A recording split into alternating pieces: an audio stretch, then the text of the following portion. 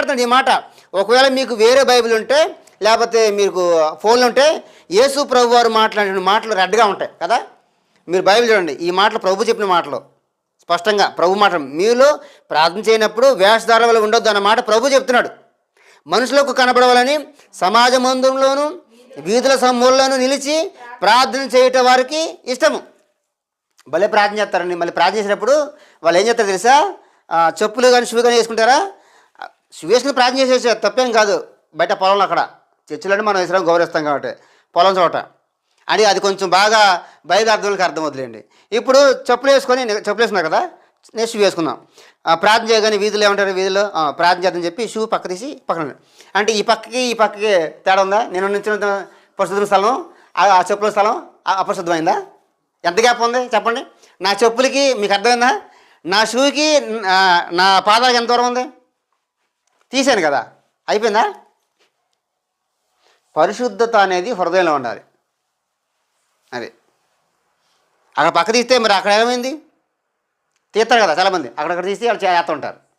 Road మీద చేసేయచ్చు, చెప్పులు వేసుకోవచ్చు, అది ప్రాముఖ్యమే కాదు, అది రోడ్డు కాబట్టి. మనకు తెలియదు, అమెరికా దేశంలో చూడండి మొత్తం షూతోనే ఉంటుంది, అది ప్రాముఖ్యం కాదు. అంటే మన గౌరవాన్ని మనం ఇక్కడ మనం గౌరవం చేస్తామంటే ఇప్పుడు మనం వస్తున్నాం, కానీ పొలాల్లో అక్కడ ఇప్పుడు అవసరం కూడా లేదు. అక్కడ మనుషులకు కనబడవాలని కొంతమంది అయితే ఏం చేస్తారంటే అక్కడే కదండి, అక్కడే మోకలు వేసి అక్కడే దొలేస్తూ ఉంటారు. అవసరం హృదయాలు ఉంటే చాలు మనకు దేవుని భక్తి. ఆ దొలాల్సింది ఎక్కడ దొలాలి, చేయాల్సింది ఎక్కడ చేయాలి, అది కూడా రాశాడు కింద చూడండి. ఎక్కడ చేయాలి? నువ్వు ప్రార్థన చేయనప్పుడు ఎడగలంట, నీ గదిలోకి వెళ్ళి తలుపు వేసి రహస్యమందున్న నీ తండ్రికి ప్రార్థన చేయము, అప్పుడు రహస్యమందున చూసి నీ తండ్రి నీకు ప్రతిఫలం ఇచ్చిన. ఇది ప్రార్థన. ప్రార్థన చేయడం ఎలా చేయాలి కానీ రోడ్ల మీదకి వచ్చి అరిసి కేకలేసి ఇంటికి వచ్చి గుర్రపెట్టి నిద్రపోవడం కాదు.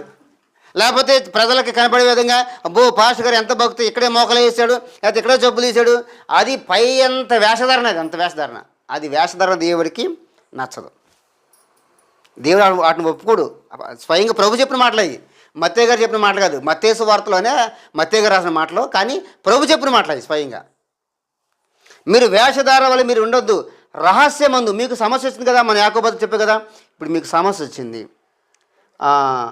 పాడి గురించి పంటల గురించి మీకు సమస్య వచ్చింది, మనం ఎక్కడ ప్రార్థించాలి? ఇప్పుడు మనం అందరూ ప్రార్థన చేస్తున్నాం, సంఘంగా చేయాలి, సంఘం కూడా చేయాలి. కింద యాకోబు పత్రికల కింద ఉంది, సంఘం కూడా ప్రార్థన చేయాలి. సంఘం మనం చేస్తున్నాం, మన ఇస్తున్నాం.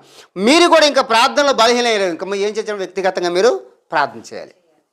ప్రార్థనలో